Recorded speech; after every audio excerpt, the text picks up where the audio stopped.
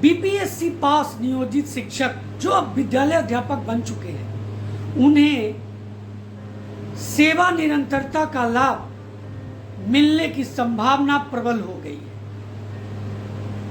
दोस्तों, ये मैं इसलिए कह रहा हूं क्योंकि आज जो बैठक हुई है विधान परिषद में, उसके आधार पर कह रहा हूं, उसमें ये बातें उठी हैं। शिक्षा मंत्री की तरफ से आश्वासन दिया गया है, इसके आधार पर मैं कह रहा हूं। इसकी विस्तृत चर्चा तो मैं करूंगा ही। यहां पर अगर इसकी मांग उठी है, इस पर सकारात्मक जो निर्णय हुआ है, उसके आधार पर दोस्तों बहुत सारे जो महत्वपूर्ण मुद्दे हैं वो भी उठ खड़े हुए। और ये मुद्दे हैं दोस्तों, जो महत्वपूर्ण प्रश्न है वो क्या है? क्या सेवा निरंतरता का लाभ मिलने के बाद विद्यालय अध्यापक जो नियोजित शिक्षक बने हैं, उन्हें वेतन संरक्षण का भी लाभ मिल जाएगा? पहला प्रश्न। दूसरा प्रश्न है कि जो नियोजित शिक्षक विशिष्ट शिक्षक बनने जा रहे हैं, जिन्हें पहले से वेतन संरक्षण का तो लाभ है लेकिन सेवा निरंतरता का लाभ नहीं है, क्या उन्हें भी सेवा निरंतरता का लाभ मिल जाएगा? और तीसरा, जो प्रधान शिक्षक बनने वाले नियोजित शिक्षक होंगे, क्या उन्हें भी सेवा निरंतरता और वेतन संरक्षण, इन दोनों का लाभ मिलेगा? ये प्रश्न उठने लाजमी है, क्योंकि आज जो मुद्दा आया है सामने, जिस पर विधान परिषद में चर्चा हुई है, एक विशेष बैठक हुई है विधान परिषद का, उसके आधार पर इन प्रश्नों को उठना लाजमी हो जाता है और इस पर चर्चा करना महत्वपूर्ण हो जाता है। इसमें क्या सकारात्मक पहलू आ सकते हैं? क्या इन सब जो मैंने प्रश्न आपके बीच में रखे, क्या उसका लाभ मिल जाएगा नियोजित शिक्षकों को? आज इसी पर चर्चा करूंगा मैं आपके साथ। बहुत ही महत्वपूर्ण वीडियो है, आपको अंत तक देखना चाहिए। चैनल पर नए हैं या अभी तक चैनल को सब्सक्राइब नहीं किया है तो चैनल को सब्सक्राइब कर लें, वीडियो को अधिक से अधिक शेयर करें और लाइक का बटन जरूर दबा दें। चलिए, महत्वपूर्ण जो मुद्दे मैंने आपके बीच में उठाया उस पर चर्चा करते हैं। जैसा कि आप जानते हैं, इसकी चर्चा करना जरूरी है कि क्यों मैं ये प्रश्न उठा रहा हूं। आप जानते हैं 2 सितंबर को एक बैठक हुई। ये बैठक सभापति महोदय ने, यानी विधान परिषद के जो सभापति महोदय हैं, उन्होंने ये बैठक आहूत की थी, जिसमें माननीय शिक्षा मंत्री और माननीय सभी विधान परिषद जो शिक्षक निर्वाचन से चयनित होकर के आए हैं, जो स्नातक निर्वाचन से चयनित होकर के आए हैं, जिन्होंने इन प्रश्नों को विधानमंडल के सत्र में उठाया था और उसमें इस पर चर्चाएं तो हुई लेकिन इसका निराकरण नहीं हुआ। इसलिए ये विशेष बैठक जो थी वो आहूत की गई थी। दोस्तों, इसमें बहुत से मुद्दों पर चर्चा हुआ। वित्त रहित जो शिक्षक हैं उनके अनुदान को लेकर के भी चर्चा हुआ, लेकिन नियोजित शिक्षकों पर भी चर्चा हुआ। और किन नियोजित शिक्षकों पर चर्चा हुआ?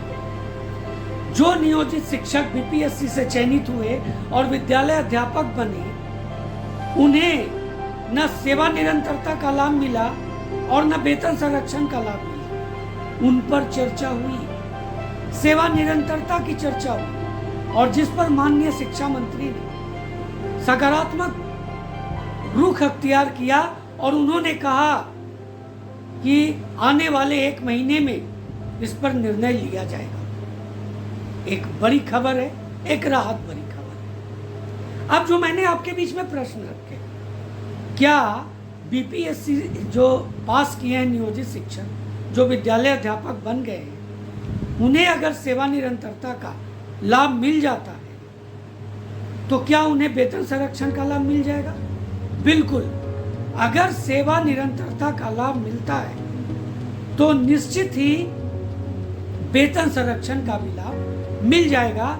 जो निराश और हताश थे वैसे नियोजित शिक्षक जो सेम स्ट्रीम में गए थे, खास करके 1 to 5 के शिक्षक जो पुराने नियोजित शिक्षक थे, वो जब 1 to 5 में गए बीपीएससी से चयनित होकर के विद्यालय अध्यापक बने तो उनका किन्हीं का तो ये स्थिति हुआ कि 30,000 बेसिक से घट करके 25,000। वो बहुत निराश थे, लेकिन उनके लिए एक राहत की खबर आई है, एक उम्मीद की चिंगारी निकली है।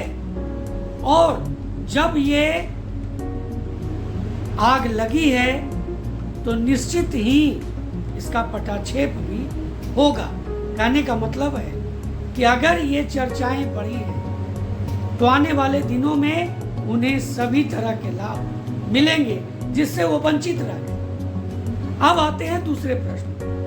दूसरा प्रश्न मैंने कहा कि अगर एक तरफ विद्यालय अध्यापकों को सेवा निरंतरता का लाभ मिल जाता है तो जो विशिष्ट शिक्षक बनने वाले नियोजित शिक्षक हैं, जिन्हें पहले से उनके नियमावली में यह उल्लेख है दोस्तों कि उन्हें वेतन संरक्षण का लाभ मिलेगा लेकिन सेवा निरंतरता का लाभ नहीं मिलेगा, यह पूरी तरह से मेंशन है। तो जब एक तरफ से बीपीएससी पास नियोजित शिक्षक जो विद्यालय अध्यापक बने हैं उन्हें अगर सेवा निरंतरता का लाभ मिलता है तो विशिष्ट शिक्षक बनने वाले नियोजित शिक्षकों को भी इसका लाभ मिलेगा, इसमें कोई दो राय नहीं। अब तीसरे प्रश्न पर आते हैं। मैंने कहा कि एक तरफ नियोजित शिक्षक जो विद्यालय अध्यापक बने अगर उन्हें सेवा निरंतरता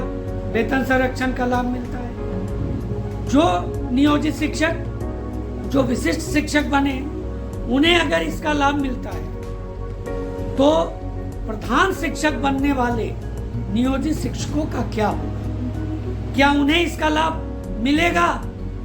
तो निश्चित ही दोस्तों वहां तो मेंशन है कि आपका 8 साल सेवा होने के बाद ही आप इसके लिए एलिजिबल थे। आपने इसी आधार पर फॉर्म फिल किया, एग्जामिनेशन दिया।